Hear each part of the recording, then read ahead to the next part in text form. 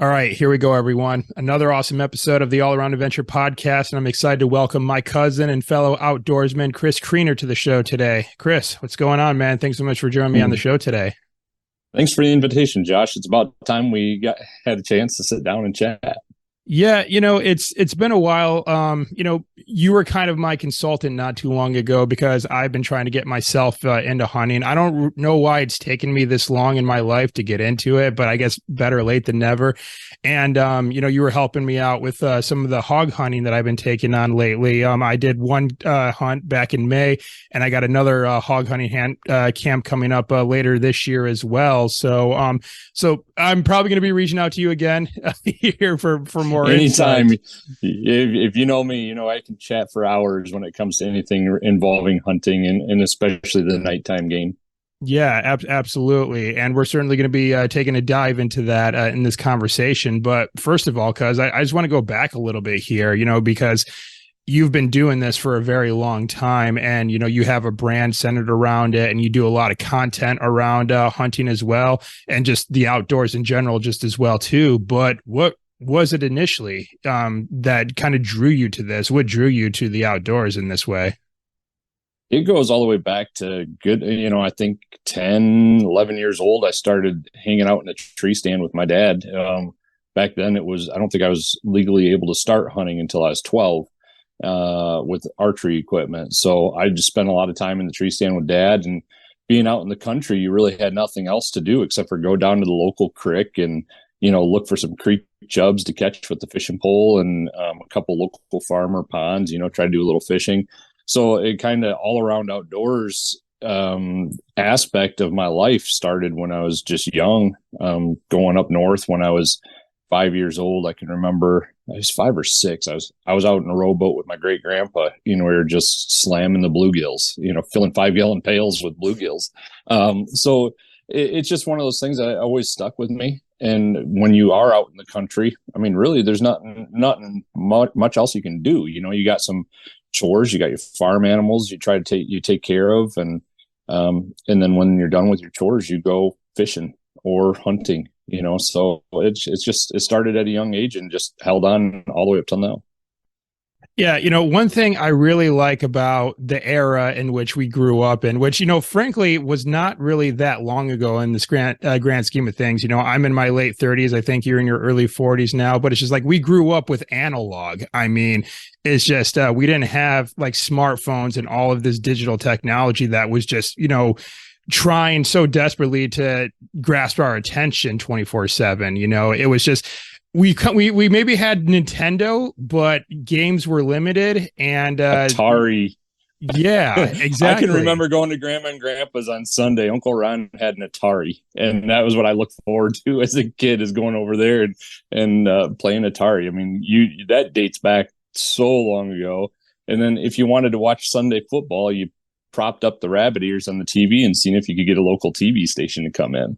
Right. Yeah, absolutely. But, I just love that about how we grew up, though, because and then, of course, you and I, having grown up in Michigan, is just there's so much beautiful rural area and wilderness to see in our home state. And so it's just there.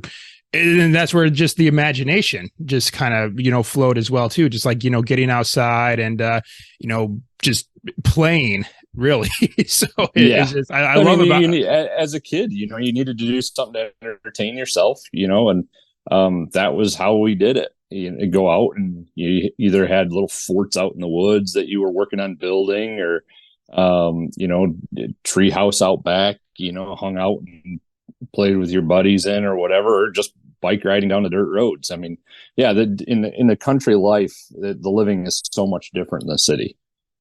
Yeah, and then also it was one of those ways in which we grew up where, you would just go outside and you would play, and then we would just come back like when it's dark, and our parents, they would just let us just like be out there. I mean, like they weren't like entirely like, laissez-faire or just like reckless with us being out there playing, but it's just, we just came back when it was dark and we knew it was probably time to have dinner at that point. So it's like, yeah, we weren't being like watched over like the whole time. Is just, yeah, that is completely true. But the world we live in today is completely different for our children, as there's I mean, the creeps have always been out there, but the creeps in today's world are many more, and it's truly a huge fear for parents today. Yeah, I say, but I mean, I still think there are plenty of opportunities still to get kids Oh like yeah, from outside playing and everything. But it's just but a lot of it I think is just going to be it's going to come down to intentionality. When it comes to the parents just making sure that yes, the kids put down the tablet and all the other technologies that we could list off now that again is just trying to grasp our attention and the intentions of our kids and just get them outside and playing again. So it's just because I just think that a big part of I know my development and clearly your development as well as we kind of went through our childhood and into the later years of our life and even now in adulthood, it's just the outdoors played a critical factor in that. absolutely, and honestly, I think it keeps a lot of kids. I mean, goodness, what would we have had without the outdoors? I mean, that's when kids have a tendency to get into trouble. They want to find something else to do, and sometimes those paths lead down the wrong road. And I mean, granted, even those that are into the outdoors, sometimes they take the wrong road and get themselves into trouble. But outdoors, as a general rule, is just a nice safe haven. You can go out there, it's a great spot to get some fresh air and just clear your mind. Right. Well, and then I think, well, for me personally, and I don't want to put words in your mouth, but I'm going to assume this might have been another thing too. But also, it taught me how to fail and how to deal with like failure or setbacks or whatever. Like if I got hurt outside, it's just like, well, okay, well, don't climb that big rock anymore, you big dummy, or like don't do this anymore, or even just like with us as young boys, like roughhousing and playing and fighting. It's just one thing that we kind of like learned is that if we were fighting and one of us got hurt, the play stopped right away. We knew that okay, this is what it's like when people get hurt, and because such and such cousin is crying now, and then we would all just try to convince him to not tell on us because we made him cry while we were roughhousing. So but Yes. it just taught us like how to fail, and then that there are consequences to like getting hurt, which I don't know if that same sort of idea can be conveyed like with very much in the way of technology, because I know that like with video games you can't teach that type of emotional connection with others or anything like that. Right. No, and yeah, the failures in the outdoors, like you say, not just from a injury standpoint, but there's a lot more failures than success when you're hunting. You're not going to be successful every time you go in the field. Right. You're going to learn, and sometimes that success is just because animals weren't moving, or because you missed, or because you stepped on a stick and they spooked out of there. I mean, but it is all part of the learning curve. You got to start somewhere. Yeah, absolutely. So speaking of kind of starting somewhere, you mentioned that it was very young, even before your teenage years, that you were out and about there. So Mm-hmm. looking back on everything, can you actually recall like what was your first successful hunt? What did that look like? What kind of game did you get? It, so actually, my very first successful hunt was a rabbit hunt right behind. I always walked with the guys because pheasant season in Michigan used to be a holiday all by itself. Like opening day of gun season is a holiday all by itself. Pheasant season was that way back when I was a kid. So opener of every pheasant season, we all got together at grandma and grandpa's, and I was always part of the team that just walked the grass fields because I wasn't old enough to actually carry my own gun and spook up the pheasants. So it happened to be when I was finally old enough, my first successful hunt was again behind grandma and grandpa's, and we were just looking for rabbits, and we busted up a rabbit. I think I had a little 410 shotgun, single shot shotgun, and I pulled up, followed the rabbit, and I actually got it.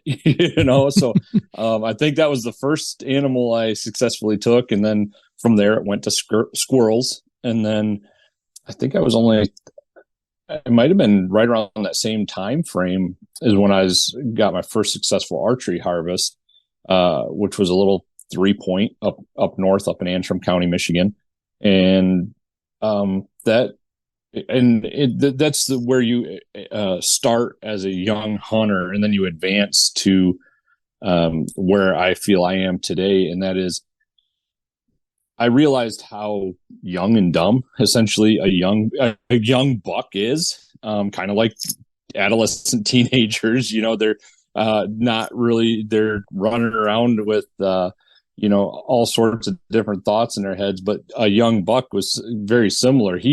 I shot the first time and I missed, and he didn't have a clue what just happened. So he ran 20, 30 yards, but then he ran back and sniffed the arrow that I missed him with and gave me an opportunity to shoot him with my second arrow. Nice. And so, but that's where I've learned to actually appreciate and watch these younger animals. I myself, when it comes to whitetails, that's why I don't hunt whitetails as much anymore. Because here in Michigan, it is really tough to shoot a mature whitetail. You have to have a lot of good habitat and age range to be able to have those type whitetails available to you. And so I maybe get one opportunity a year at a really decent buck. So I've just kind of, I guess you could say, matured to where I really have no desire. I pass up a whole bunch of those little bucks anymore. I just have no desire to take those. But that's where I've transitioned because of the deer hunting in Michigan has been so just not to what I want to see for myself. I took up the nighttime coyote hunting and really jumped into that game about 6 years ago. And goodness, I've had so much fun with that stuff. Well, it seems strange that you talk about that transition because, I travel a lot, for my job as an archaeologist. I told you I'm in Virginia right now, and I met a couple of locals here who are hunters. And, when I tell them that, I try to hunt in Michigan, like the whitetail is the first thing that they think of. It's like, whitetail hunting seems to be synonymous, with Michigan when it comes to like the overall like hunting community. So just for you to say that you don't engage very much in whitetail hunting for the reasons you just described, but, predator and coyote hunting is now your main style, I guess I could say, is just, is coyote hunting, are they really that numerous like in and around Michigan? Because I never looked into it that much. Well, in Michigan, I wouldn't say they're as numerous as in other states. Michigan's got a decent population, but our hunter population is also very huge. So it is nothing for me to go out on a weekend and call some of my coyote hunting properties and me hear somebody else trying to call coyotes about half a mile away. I think that's happened about 3 or 4 times in the last 6 years. So there's so many hunters out in the field right now at night that it's just super active. So there's lots of coyotes, but they're also getting a lot of pressure, which our white-tailed deer get the same amount of pressure. We have, I think, some of the highest deer hunter numbers in the country, but we also have a very big whitetail population. They're not big whitetails, but a lot of them. And so when people think of Michigan, they think of Michigan as a deer hunting state, but we're not a quality deer hunting state. So if you're spending money and you want to go out of state hunting to shoot your trophy deer, you're not coming to Michigan. If you're just coming to shoot a deer, then Michigan's the spot for you. Gotcha. Okay. So I guess going along with that, then if you wanted to look for, your trophy deer, what state would you go to? I guess in that regard, honestly, almost every other state in the Midwest. So the regulations in Michigan have come a long way, but they have a long way to go. But Ohio, Indiana, Illinois, Wisconsin, Iowa, Missouri, Minnesota's getting pretty good. Tennessee is getting pretty good. So you pretty much every other state in the Midwest has got some great whitetail opportunities. The problem with those states, though, most of them are a draw state. I think Indiana, you can get over the counter. But Illinois is like a draw state. Usually takes 2 to 4 years, I believe, to draw a tag. So wow. So it's not super easy. Whereas in Michigan, as a non-resident, you can just come in here. Unfortunately, it's really expensive. But I mean, in comparison to other states, I say it's really expensive, but in comparison to other states, it's not. I think it's right around $170 by the time you get your base license and your deer license. Now, what about for coyote hunting? What kind of sort of licensing do you need to get to engage in that? So that's where, again, Michigan is kind of a little bit rough there because it still takes that same base license, which last year the price for the base license was $155. And then on top of that, you need to, as a non-resident, you need to have a fur harvester's license. So that is an additional $20. So $175 is a non-resident. But that does allow you, if you come during our fox season is October 15th through March 1st. You Wait, can shoot a red fox or a gray. We have a fox season, really? We do. Yep. So you're only allowed that short window to kill fox. So in this year we've been seeing a bunch of fox. It's been a great fox year. Not so many during season, but when we're out because coyote hunting takes place year round. So I mean, I can hunt. The only time I can't hunt coyotes is during gun deer season. So yeah, fox season is a very short. Well, I say very short, but a 3-month window to shoot a fox, and there's lots of them around. Okay, so now with coyotes, you just mentioned that it's year-round hunting for coyotes. Now, would that be for like similar reasons as I think I just recently moved to Texas, and of course they have year-round hunting for hogs in Texas because hogs are a nuisance. They're invasive. They are just going through farmers and ranchers' lands and just ravaging the place. Is that kind of a similar situation with coyotes? Is that they're kind of, I wouldn't know if they're invasive or if they are necessarily causing a lot of problems, but then again, maybe they are. But so what's kind of the idea behind that? The coyotes started becoming, there was always a nighttime season, but it was rimfire only. So you were able to, or you were able to use a shotgun with a certain size shot. So at nighttime, that really prevented you restricted your range, like 50 to 100 yards with a rimfire. 100 yards is a long shot with a rimfire, and especially on an animal that's anywhere from 26 to 45 pounds. So coyotes can get pretty big, and that's a really small bullet for such a big animal. So they opened 2000, it was winter, December 2016. So January 2017 is when I jumped into this. They opened up centerfire hunting at night. So now we can use a centerfire rifle up to a bullet diameter of 2.269 inches. So your 22-250, your 223, some new calibers that recently came out that are becoming very popular is the 6mm ARC, the 6.5 Grendel's a common one, 6.5 Creedmoor. The list goes on. I mean, there's a huge list of bullets and cartridges that we can now use. And now we've effectively extended our range to 300, 400, and if you're a great marksman, 500, 600. So that's a small target for 500, 600 yards, but occasionally I see you guys making those shots. Okay, very cool. So, you mentioned a little bit about some of the hunting stipulations like within other states, and I'm assuming you kind of know that because you find yourself getting out of Michigan every now and then to go hunting. So let's kind of talk about that next. Just can you tell us about some of the places outside of your home state that you've traveled to do hunting? Yep. So I've spent the last couple of years going to Nebraska, western Nebraska, and helping hunting a ranch out there.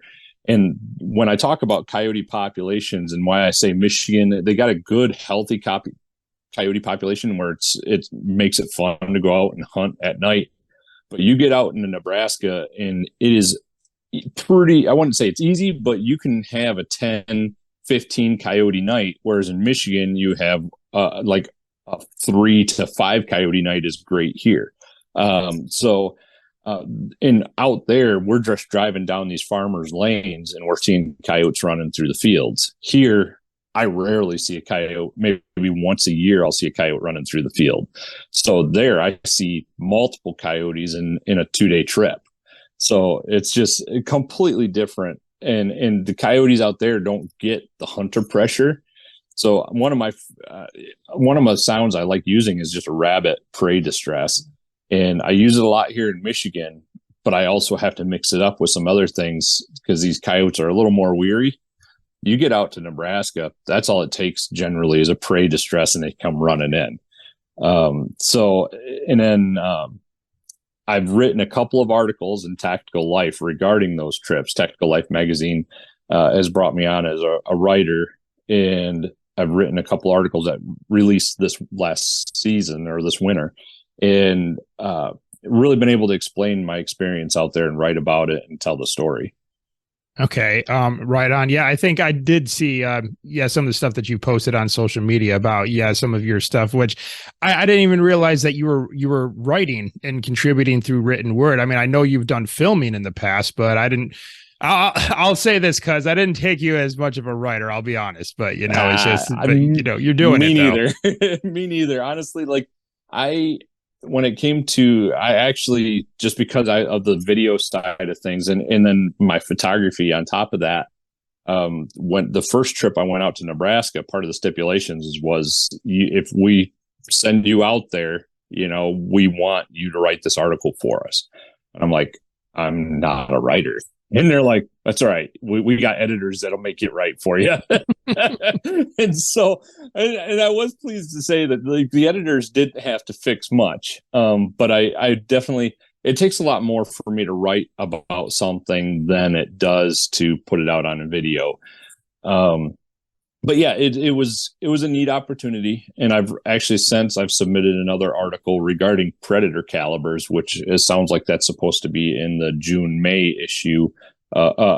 May-June issue of Tactical Life magazine. So that one should be a neat article. That one took me a little more time because it's one thing to write a story about something that you actually did. It's another thing to write a story based on research that you had to do to compile the data and be able to present it in a way that people understood it. Yeah, going through college, research papers were my least favorite things that I had to write. Yeah, actually just diving in the weeds, and then also just trying to word everything just to make sure that I'm not going to get slammed for plagiarism and all this jazz. But if I could just tell a story that, either I experienced myself or I came up with myself, that is so much more fun and so much more easy to put on paper. Absolutely. And then the other trip that I've done the last couple of years is I've gone down to Texas, and goodness, the lifestyle and the hunting style down in Texas is way different than I was ever taught in Michigan. Michigan has all these rules. You have to have your gun cased, you have to have your gun unloaded, you can't have the gun in the cab with you. There's so many things that you can't do in Michigan. And in Texas, you have your rifle out. You got it riding with you right next to you. You're buzzing down these lanes. You're looking for pigs, and when you spot pigs, you hop out and you go after them. And so just the mindset's completely different. But one thing that you also see in Texas, and this has been a huge issue or controversial issue too, because everybody's like, "Oh no, why are you killing all these pigs?" And holy moly, the damage that those things cause. I mean, you see some of these fields that are rooted up. It's like, how in the world are farmers making it down here? I mean, the one field we hunted this last summer, this field, I think, had somewhere around 100 to 200 hogs in it. And I mean, I think we took right around 15 out of there, so it's not even putting a dent in them. In the next month, a couple of those sows are going to drop 15 piglets each and double what we just took out. So it's a nonstop issue down there. Yeah, because when I went down there just this last May to go hunting, a friend of mine that I linked up with down here, he leads group hunts, and it was just surprisingly easy to get permission from these ranchers and farmers to go on their land to do these hunts. They're like, hey, if you're gonna get a group of guys to come out here and try to clear some of these hogs off my property, by all means, have at it. So yeah, and that was a really interesting thing, and I've noticed that too. The barrier to entry to go out and hunt here in Texas was very minimal. I mean, I think the only thing that they really wanted from me was my hunter safety certificate, but I didn't need any licensing.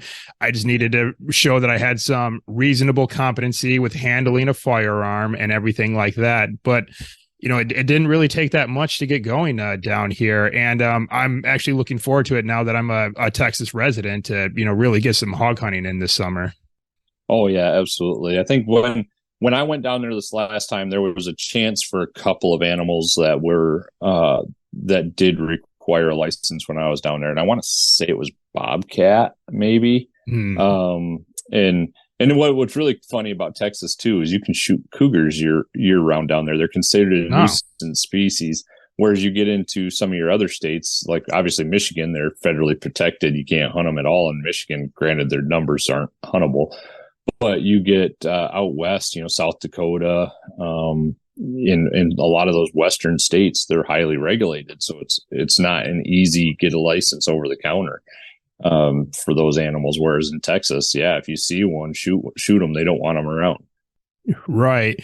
Yeah. So you kind of talked a little bit about controversies, surrounding hunting and, the pigs down in Texas and everything like that.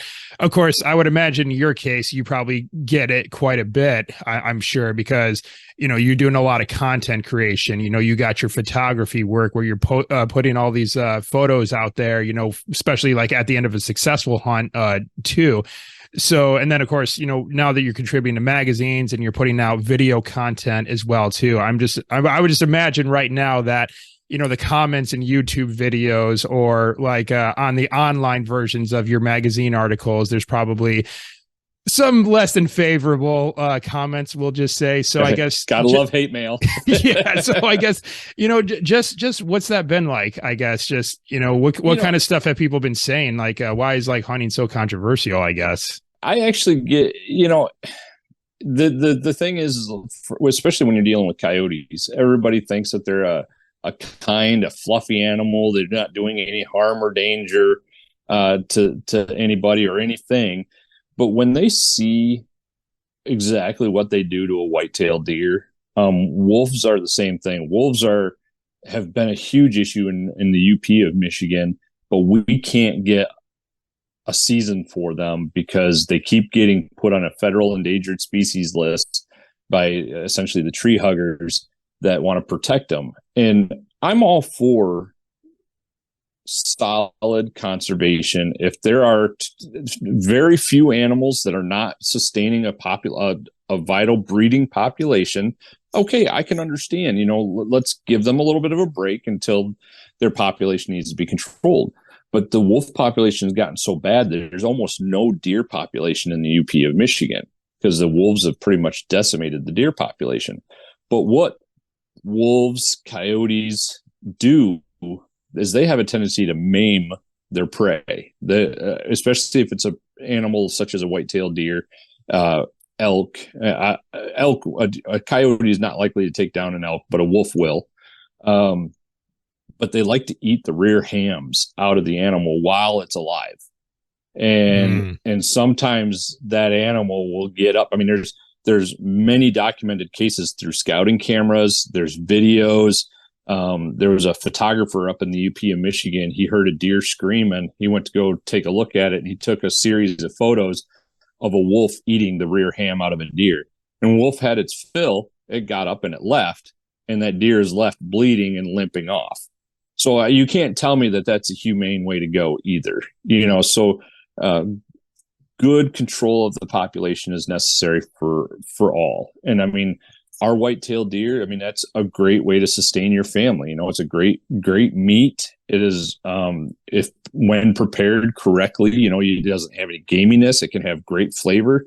It's a very lean meat, and we're all getting attacked for it. That's our way of life. That's the way we're raised. That's the way that our, founding fathers were. They didn't have, vegan beef available to them when they're riding around their horse-drawn carriages. So, I mean, that's just our way of life. And there's constant controversy regarding every aspect of the outdoors. Well, and I would imagine a lot of these controversies, I don't think they go back very far. If you look at the whole span of, human life on this planet, like I would almost probably say like, I mean, there's no other way to look at it. Hunting involves the killing of animals. I mean, that's just the fact that there's no other way you could look at it. But I mean, it's just, if you want to go back a couple hundred years ago, a couple thousand years ago, a couple millions of years ago with some of our very ancient primordial ancestors, it's just, they like, that was just how they sustained themselves. I mean, it's like you either go That's how out, they survived. exactly. It's like you go out and you bring back a large animal. Otherwise, you don't eat, your family doesn't eat, and then you don't carry, on your legacy, your genes on forward. So it's just, you got to do what you got to do. But of course, now in this age of abundance that we have, where it's just, you can just go to the grocery store and, just buy meat there, that I don't know if some people get the impression that it just magically shows up on the shelves, like, just like It's out of the way nowhere. they seem to think, doesn't it? It's like you see all this negativity to, the fact that I'm a hunter, but yet they go to the store and pick up their red meat out of the freezer section or the cooler section, and they think it just magically appeared there. Some animal died to produce that red meat. And that's just the nature of the business, and that why our bodies need that nourishment. And that's where, and you talk about the way we're given all this abundance of food in today's life. I mean, our obesity rates are higher than they have ever been. And hey, I got a couple extra pounds here myself. But we talk about all the abundance. So what happens if all of a sudden tomorrow it all disappeared? What happens to humanity that have been so spoiled with being able to run to the grocery store and pick up whatever they needed? There's going to be a very select few that have the ways and means of survival in those type of situations. And it's not going to be a pretty world to live in. And hopefully it doesn't ever happen, but things can happen overnight. You never know. Right. Well, and then of course, if you just want to look at this from a health perspective too, and it's just, when you think about just meat processing, like in the grand scheme of things, like the whole meat, I'm not sure what it's considered, like meat market, I'm not sure, but you just think about what is being put into like some of these cows to make them as large as possible, like all these hormones, and a lot of them are just grain fed, confined in these like really, really tight spaces and everything like that, just to try to get as many numbers and make them as large as possible, versus like cows from like sustainable farms, I guess I'll say, that are, grass fed, grass finished, just living their life like they're supposed to. Or even taking a step further, when we're talking about hunting with wild game, that they're just out there doing their thing, like that is going to be the cleanest and healthiest meat you could possibly get your hands on. And I remember one time, this is actually kind of a funny story, Chris. So I was visiting with my nephew not too long ago, and I made my nephew some of the hog sausage that I got from the big boar that I got down in Texas. And then also I went to the our Ankley family and got some farm fresh eggs from them, and I whipped them up some scrambled eggs with some boar sausage. And then I'm like, hey, does that taste pretty good? You like it? Like that sausage? And then he says, yeah, it's really good. And then my mom chimes in and she's like, yeah, your Uncle Josh shot the pig. and then he like looks at me with kind of like a sad look on his face, like, why'd you shoot the pig, Uncle Josh? And then and I tell him, I'm like, well, because I wanted to be able to provide for my loved ones. And I'm like, and I told him, and I hope he's got a pretty good memory now that he's like 4 years old, but I'm hoping he hangs on to this lesson. I said, as men, that's our duty. We are to be providers for those that we have an obligation to provide for, and that is the people that we love, and that's our family, that's our friends. And so that's why I went out and hunted this pig, so that way I could provide this food for you. And so I hope he remembers that lesson. I mean, I'm sure I'll probably reinforce it at some point later on as he gets older, but that's really what at the end of the day, that's what a lot of hunters that I see do. It's just and then you don't want to talk about being humane. You talked about how wolves will maim a lot of their prey. It's just the hunters that I talk to and know, they commit so much to just practicing, with their bows, practicing with their rifles or whatever other tool they can use. Because the last thing that any one of them wants to do is land a bad shot and make an animal suffer. So it's just, I really appreciate that aspect from like many hunters that I know. Absolutely. Yeah. You want to be as efficient as possible and put them down as quickly as possible. And going back to your talk about the meat and everything, I had a thing come to mind. We occasionally will go pick up some steaks from our local supermarket. Well, when I was in Nebraska, that rancher had some steaks right from his cattle there from the ranch. Night and day difference. I mean, just you talk about local supermarket meat versus that meat, no comparison. I mean, I would pay way more money for what I had out there than what they're currently. I mean, they're already asking astronomical prices on the shelf at our supermarket, but that steak out there was phenomenal. Yeah, and and I've noticed the exact same thing too. Anytime I look for anything wild game, because every now and then I'll come across like specialty stores where you can get like some wild meat, which is, like you said, pretty pricey. It really gets up there, but it's just I just feel like so much better, though, not only for one, just the enjoyment of just how much better it tastes, but just also know that I'm eating something very, very clean. I don't know what else has been put into this. Yeah. It's not questionably sourced where, and then a lot of times, especially when it comes to hunting again, it's just that we know where the animal came from. Like we know the conditions that the animal lived in the last moments of its life. It wasn't questionably sourced. We don't know who bared the burden of killing it for us. And we don't know what route it took to get here. We don't know who placed it on the shelves. At best, we may know the cashier that rings us out, but that's right. About the extent of it. There's just, it goes through too many hands before it gets to us. Absolutely. Yeah, for sure. Yep. Yeah. So, now let's kind of talk about some of your like filming projects that you've done. I mean, you said much of the work you've done lately has been around like Tactical Life and magazine, but of course, that was also in the realm of filming too, correct? I mean, I know you've been doing some work along those lines. Yeah, the trips to Texas were put on by Tactical Life also. Athlon Outdoors owns Tactical Life magazine, so they put together a show called Night Shooter. So they asked me to host and co-host the show with Caitlin Lowe's, who's a Texas resident, and we've made a couple trips down to Texas for that.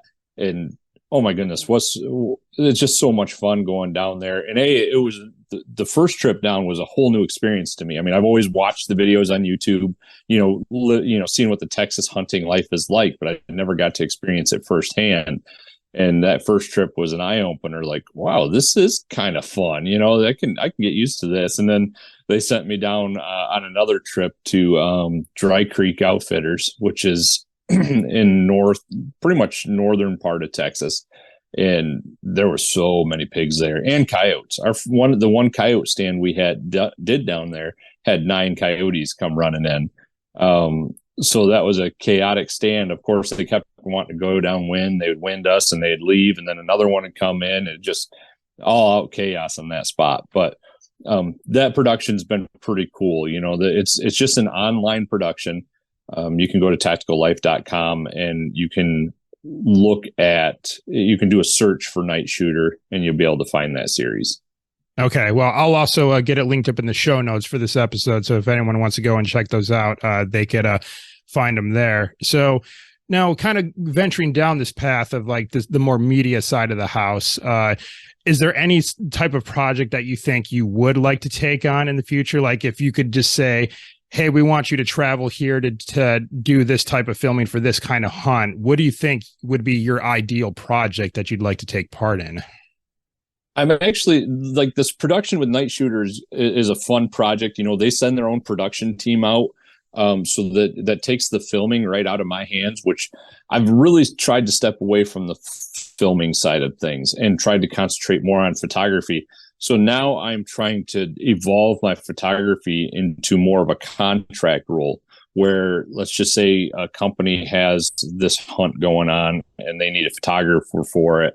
I want to be able to be one of those guys that they call. So I want to be able to go out there and I'll be strictly documenting the hunt through a photo perspective, for whether it be for the product sponsors of the production that's filming that, or maybe whoever the hunter is going to be writing articles. So they need all these photos to be able to generate whether it be ads. And when you go to these big outdoor shows, they got those big banners with photos and stuff on them. That could be another possibility of something that will grow towards that. So that's my ultimate goal, is to grow my photography side into something that I'm more contractable. Gotcha. Okay. So, any particular places that you really want to go to, I guess, put your photography skills to work? Like, I don't know, maybe Colorado, to shadow an elk hunt and document that, or what do you think? Honestly, I don't have anywhere that just really stands out in my mind of where I would like to go. Me and mountains don't get along. I'm not in good enough shape. I'm more of a flatlander, but the spots where I hunted in Nebraska, the hill country, was really, really neat. From the aspect is, hey, I could almost drive the truck up any of those hills. I didn't have to hike up them myself. And then what was really cool, we could drive the truck up in those hills, and there's so many little valleys in those hills. You just hide the truck there. You walk up a couple like knolls and you set up and do a coyote hunt. So, it wasn't real physically exhausting work.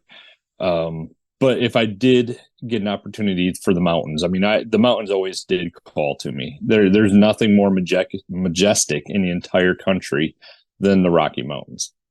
Yeah, I would agree with that. And it was really something, because I did do some work out in Colorado before, in Gunnison, Colorado. And I'm thinking to myself, wow, this is pretty spectacular. And I struggled as well, talking about being up in the mountains, because, with you and I growing up in Michigan, I mean, goodness, like the highest point in Michigan is like what, like 1,200 feet, something like that. I don't know. It's Maybe. not, there's not a lot of steep hills in Michigan, that's for sure. And nothing you would even come close to referencing as a mountain. Exactly. And then when I got to the Rocky Mountains, and some of the work I was doing in my archaeology job, I'm at like 11,000 feet doing survey, and oh my gosh, it was a hell of a difference. Let me tell you, Chris. And I felt kind of bad, because a lot of my coworkers, they're kind of from there. And, they're just going up these mountains, no problem. And I'm like, all right, I'm sorry, y'all. I swear I'm not this out of shape. It's just altitude. And you're in way better shape than I am. That is no doubt. Those mountains would probably kill me today. But we did do an elk hunt in Steamboat Springs, Colorado, back in 2008. I think it was. I'm sorry, 2010. I can't remember, but it was a while ago. And what a beautiful area. And then we did a elk hunt a couple years, 3 years prior to that, up in Montana. Again, just beautiful states. You get over there towards the mountains, it's something else. Yeah, absolutely. All right. So what I want to kind of ask you about is just, I was going around and doing all this traveling, like, you and I just talked about going down to Texas to do filming, and then also heading over to Nebraska. And you even talked about venturing into Colorado, and even as far out west as Montana. So, you're on the road quite a bit, or maybe flying as just as well too. So, doing all this travel and just doing work in general, and also, being a family man, you're a husband and a father as well. It's just, how do you kind of find yourself? I don't know if balance would be the right word, because can we ever really strike a balance with everything that we're doing in our lives? But I guess, just how do you go about just making sure you show up effectively in all those areas, especially when you have like so many different things that, you're kind of being called to do? Well, obviously I've got my full-time job, which is engineering, and that pays a majority of the family bill. The family bills, keeps the family fed, stuff, roof over the house heads. And then the way I've been starting to work this outdoor side of things and going out of state is, I've been trying to find a way to get paid for it. So ultimately, from a family perspective, it's not as hard as on April and myself subconsciously for me to disappear for a week if I know I'm getting a paycheck at the end of the week. So that's what's really helped when I have to take some of these trips, especially the last couple of years. These trips that have come up and I've gone and been able to experience. They're great experiences for me. I really enjoy the trips, but the real bonus is being able to still put a little bit of money in the bank, help the family out a little bit more. And then let's face it, like the nighttime game, when you jump into it, it isn't cheap. It's very, very expensive. So being able to get paid for, the writing articles, for, being the part of these video productions, and just being able to do all of this and get paid. I mean, I spent a lot of years trying to develop myself into somebody in the outdoors and find a way to make money in the outdoors. And I feel like I'm finally able to bring something to the table that brings some value, not just to the companies, but to the people that are, the readers, that are reading the articles, and then the viewers who are watching the show. We're trying to bring some education into it, and give them an idea on what it really takes to get into the fields.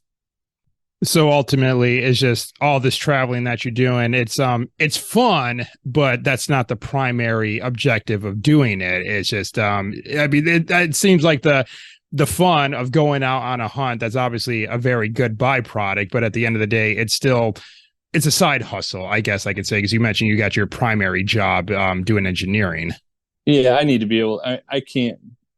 I can't consciously leave the family as often as to do these type of things if I couldn't find a way to fund that. Yeah, I can't pull money out of my family's pocket to go out and try and enjoy myself when the family's sitting here at home.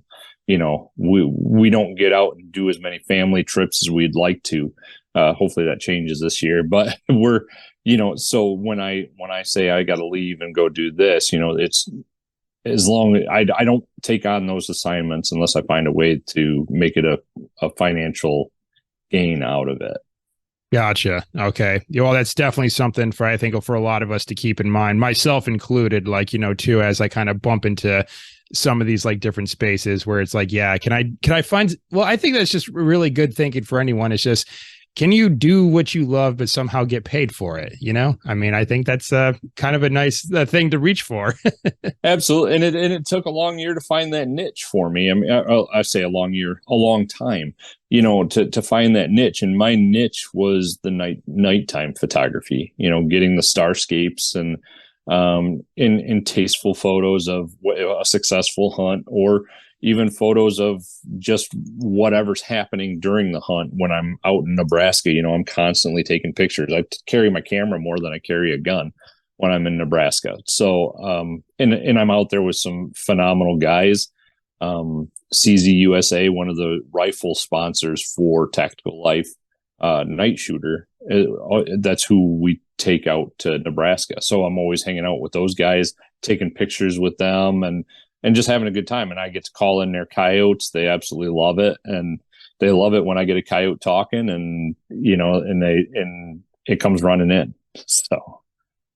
Yeah, I want to expand on that a little bit, kind of talking about the networking and I guess I'll say camaraderie side of hunting pertains. If you think about it, and again, we kind of talked about this a little bit earlier, is just that you recall growing up, being in the tree stand, with your dad. And then of course, this whole idea of fathers and sons bonding over the act of hunting and passing on those skills and everything like that. It's just something about hunting and even just the outdoors in general that just really has a way of just creating strong bonds and everything like that. So can you maybe just expand on that a little bit? It's just the community aspect behind getting to connect with other hunters, maybe having some fireside chats and just, kind of expanding your network that way.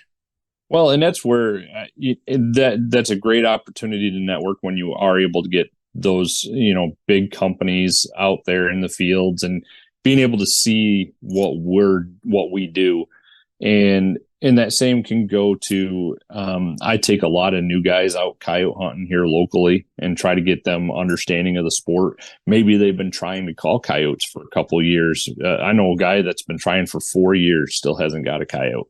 And so it just takes a different mindset. And so I try to get these people out there, try to experience it, show them my tips and techniques, how I am successful. but I also can take that. I can go out west. I can call in coyotes for these company heads, and they absolutely eat it up. It's a great time. And this is the other controversy that I just wanted to touch on really quick, and it's sportsman against sportsman. Like this continues, and social media just makes this so easy for guys. Like it's so easy to bash this person or that person or whatever. Oh my goodness, why would you shoot a deer so small? Honestly, if the law allows them to shoot a spike, then let them shoot a spike. If they're doing it on their property, their way, their means, who cares? Who are you to tell anybody, especially, a young, teenager who's just getting into hunting? And that is what's killing the sport. We are becoming our own. I mean, what is that? The one saying, the enemy is always going to come from within. And essentially we're our own worst enemy. I mean, and PETA is honestly, they're tearing it up. they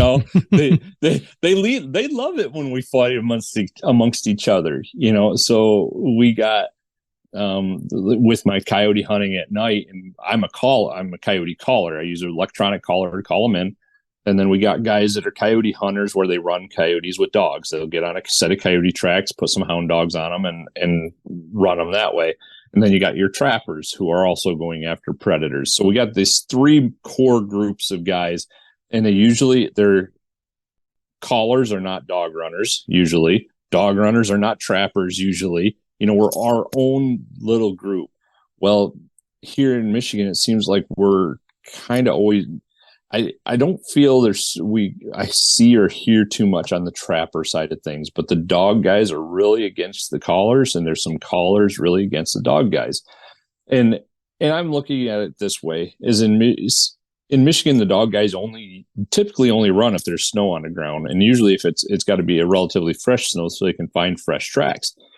And I honestly just kind of sit back during this time of year. I mean, it's cold out, so I really don't care to go out myself.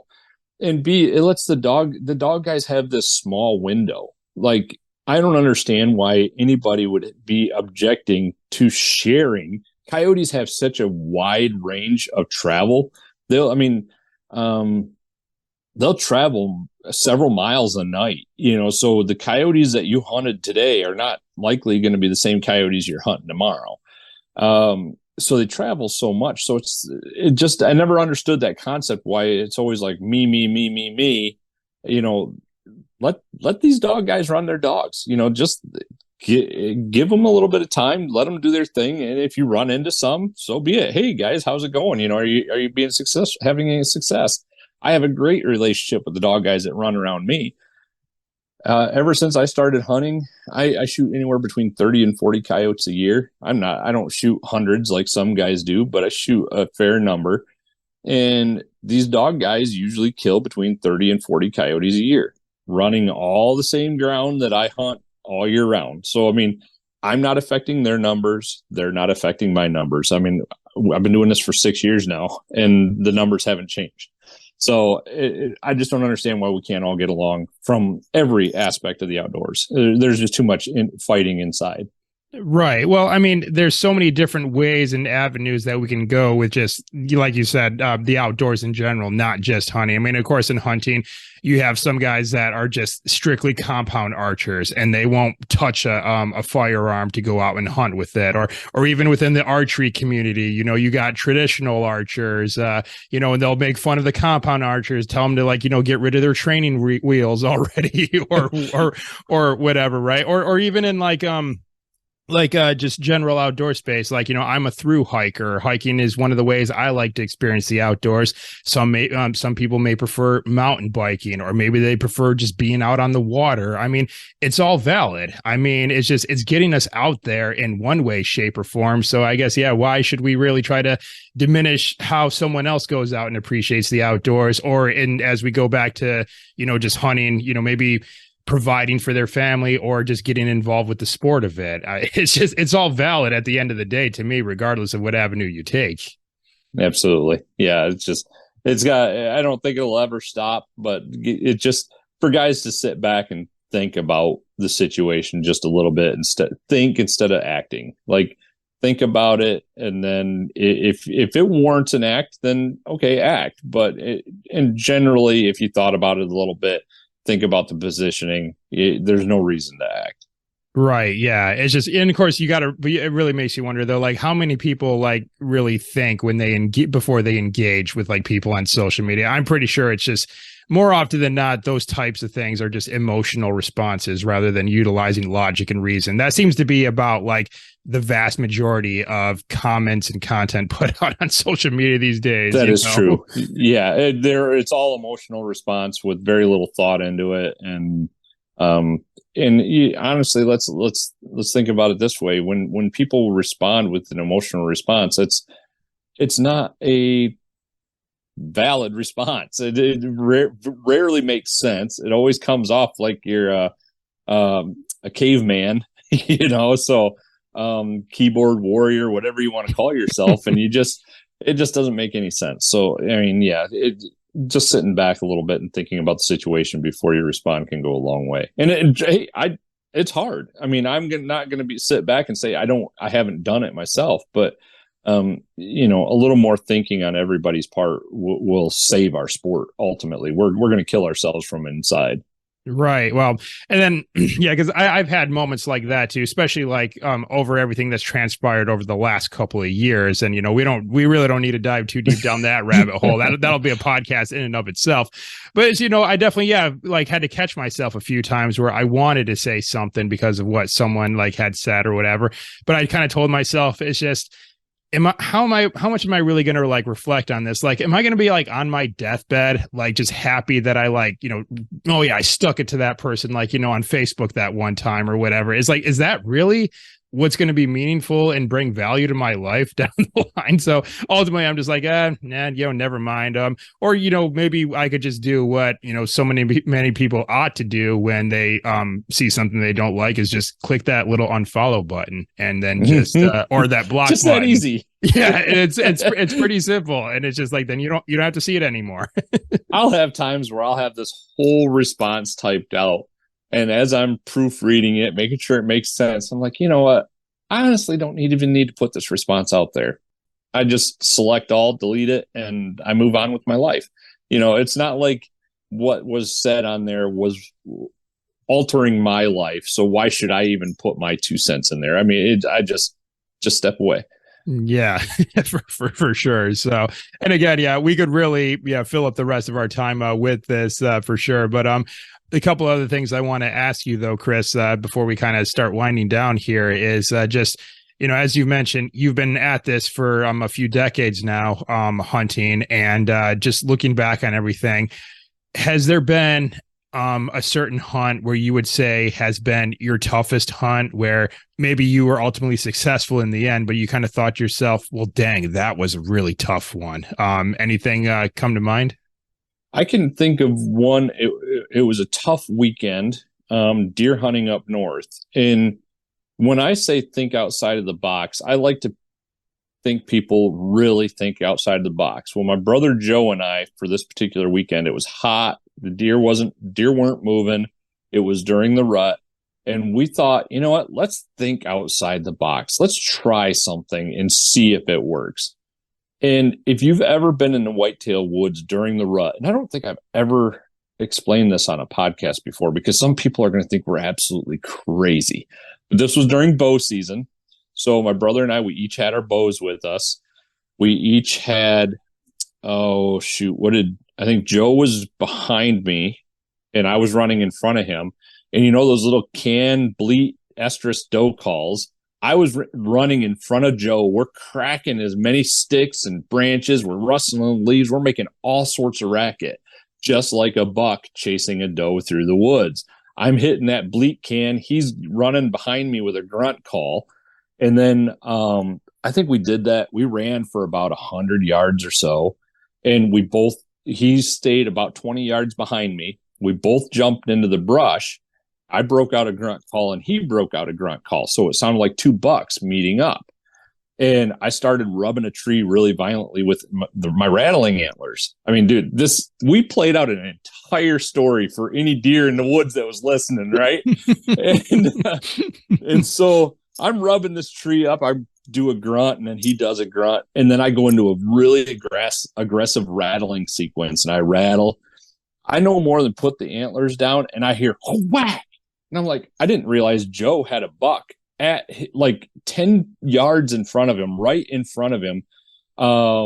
Right now, like I no more than put the antlers down. That deer was in his lap. Joe shoots and ends up putting a good shot on this deer. Well, I say good shot. It went about 300, 400 yards, but and it was we've shot some better bucks up there to this day, but at that time, that was the biggest buck we had ever shot up there. And that was during a weekend when there was no deer movement, but we made something happen and we made the deer move. And that's just one of those hunts. I don't talk about that hunt very often, but it was just mind blowing. And when we literally were gone from the house for a half an hour, and we get back to the house, and my uncle goes, "Well, you guys weren't out there for very long." And we're like, "We already got one." And his mind was blowing. Like, no way. So we went out and we tracked that deer and we got him. So wow. That's probably a first for me, because I don't think I've ever heard such a hunting story like that before. Yeah, but you guys just acted out a whole play. I mean, that's exactly it. We tried to think of a way to try to make the deer move. I mean, because they were not moving. So it was a crazy storytelling, because we've witnessed those stories unfold when we're in the woods, not necessarily the buck fighting aspect of it, but we know that takes place. So yeah, we just played out a whole storyline and the deer read the script. Right on. Oh, that's cool. I like that. That sounds fun. So, well, something to think about, I guess, should we ever get in that situation again, I guess, I will say that was our very first attempt doing this, right? So the very next day, we made 4 more attempts and it never happened again. So we found the right buck in the right mood at the right time, and it all played out. But yeah, we tried the next day and didn't have as much success. Okay. So it doesn't happen every time. I will say that. It's still hunting. But the fact that it worked that one time and it worked out so well was just mind blowing. Awesome. Right on. All right. Well, cuz what's next for you now? I mean, of course, you said you got some publications that are on the horizon coming out pretty soon, but I guess what else do you have in the pipeline for this year? I mean, any upcoming hunts, any other media work that you got going on?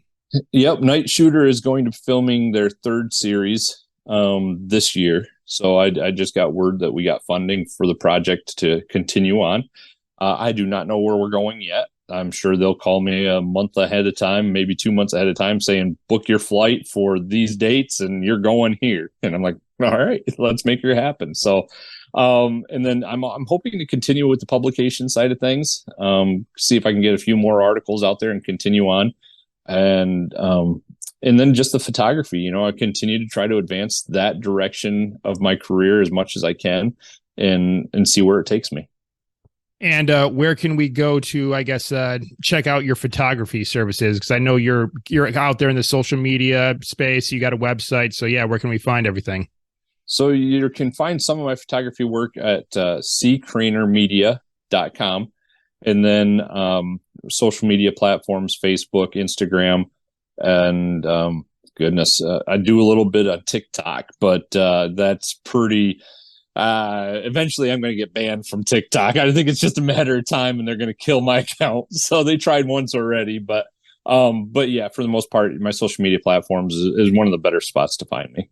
Okay. All right. And I'll get all those linked up in the show notes for our listeners to go and find them there. All right. Well, as we get to the wrap of our conversation, one thing I also like to have my guests do is issue a challenge to our listeners.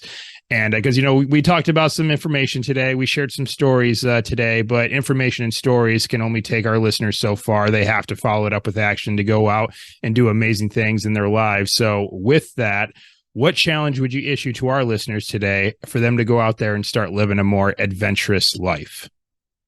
I would start with getting out, find some public land or nearby, and get away from the roads. Go back, and even if you had to walk down the trails, a little bit, go back and listen to how quiet the world is. We get so wrapped up and busy in our daily lives that we forget that there's this absolutely peaceful spot to be, and that's where we get our stress relief. And I think that some of your listeners may find that there's a lot of relief in silence.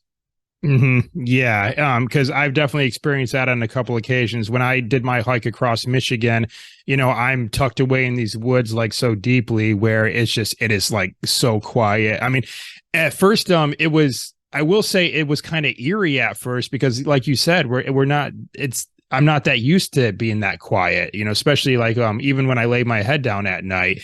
But I really got into it though, and it was just so nice, yeah, just to be out there. But then again, it's just like, yeah, it's so quiet, and then suddenly I hear like just it's something as small as a rabbit rustle a few leaves on the ground. I'm like, oh shit, what was that? But yeah, that wakes you up for sure. But I completely agree with you though. It's just, yeah, getting away from stuff that was built by humans and just be around stuff that was built by nature. It's so much better, for sure. The further you can get away from the cities, the better. I mean, you're like, even some of the state land right around me locally, you're going to hear airplanes, you're going to hear cars in distant highway or something. But I think you had some very desolate areas that you hiked through up in the UP, especially where there's nothing. And not to mention there's nothing. I mean, you're dealing with pretty much darkness. Like it is, if you're out there at night, it is a whole different darkness than when you're down in southern Michigan. Even if in the country, you got your ambient lights.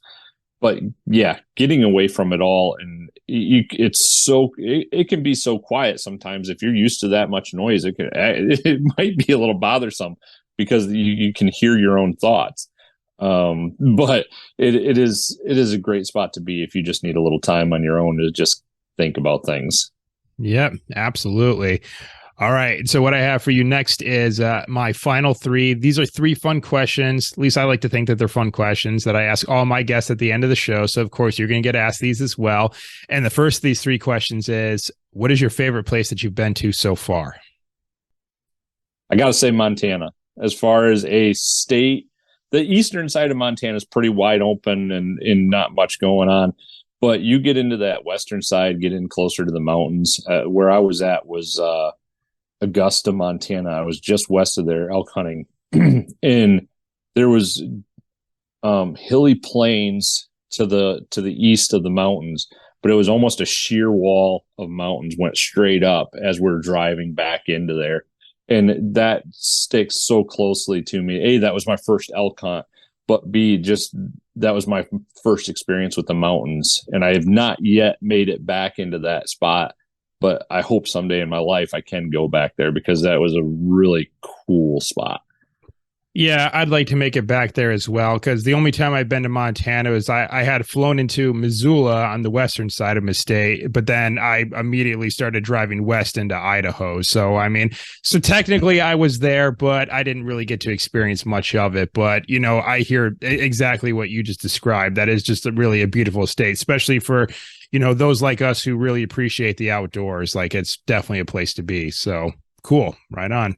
And actually, that might be a first. I don't know if anyone's actually said Montana as an answer to this question before. I get a wide array of answers for these questions, but I don't think Montana's been, answered for this one yet. I have not gone to the Glacier National Park, but my grandpa on my mom's side went, and he said it was the most beautiful thing he's ever seen. So I hope I can, when I do go back, I can stop by that park and witness that for myself. All right. Right on. All in due time. All in due time. All right. And next question I have, what is one thing on your bucket list that you have yet to do? So I've done the elk hunts, but I have not successfully harvested an elk yet. And so from that standpoint, I still, I get a lot of people ask me if I want to ever go to Africa to hunt an animal. I'm like, I honestly have so many animals right here in the United States that I still want to go for, with elk being my number one still on my bucket list.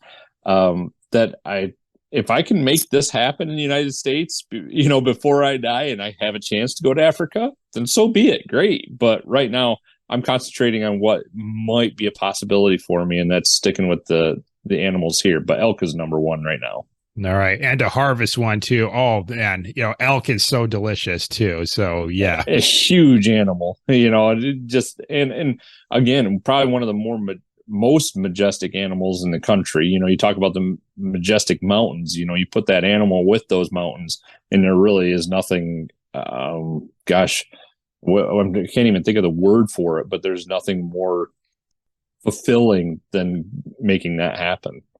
Okay, right on. And speaking of animals, that's what the last question entails. And for all I know, you might have already answered this, but what is this is a two-parter question, by the way. What is your favorite animal, and have you seen this animal in the wild? Oh goodness, yeah, that's kind of goes along with that last question. That's pretty much an elk, and I have seen elk. I would say they're one of my favorite animals. And I've been kind of tossing up between wolf and cougar also, though, because they're both high up on my list from a predator standpoint. So that one's a hard one for me to actually question as far as what my top animal would be. I have never seen a wolf, and I've never seen a cougar. Mm-hmm. Yeah. Well, it's part of me wants to see both these creatures those creatures in the wild too. I don't know what it is about seeing apex predators in the wild. I think it's just it's a respect thing, because how powerful these animals are, and as long as they're not stalking you from behind. Exactly. Right? As long as they're like far away and there's a lot of distance between you, then yeah, they're very awesome to see. Because I used to live in Florida, so anytime I had that same sentiment whenever I saw alligators like out in the wild, because those are dinosaurs. They've been around for millions of years and they've never had to evolve. They were just made perfect right from the beginning. So it's like there's a big level of respect when I see creatures like that. And it's the same thing with all the other apex predators, bears, wolves, and so on and so forth, and even sharks. That's another one of the things that I want to do, is I want to scuba dive in a shark cage. That I think it'd be kind of cool. So yeah, absolutely. All right. Well, Chris, that's it. And that's all the questions that I have for you today. But before we call it a day here, let's just recap one more time where our listeners can go to connect with you, where they can check out your photography work, and, just kind of stay posted as to what you got coming down the pipe. So websites, social media accounts, what do you got for us? Chris Kreiner on Facebook. You can find me there. You're almost always going to see pigs or coyotes in my profile picture or cover photo. And then Instagram, CK Media, or C Kreiner Media. And then also ckreinermedia.com. You can find all my photography work there. All right. And like I mentioned, I'll get all that linked up in the show notes for this episode, so our listeners can go and find them there. Or if they're watching the video on YouTube, they'll see all the links in the description below. So, all right. Well, Chris, I want to thank you very much for taking the time for joining me today. And I know I kind of caught you short notice here too, but I appreciate you being willing to hop on and join me so quickly. And, it's just been great to, connect with you, hear some more of your stories. And, I certainly appreciate the help that you've given me as I step into my own journey as a hunter. So yeah, man, just been great having you here. And thanks a lot. Thanks for having me. I've definitely enjoyed having this conversation with you. All right. Right on, cuz.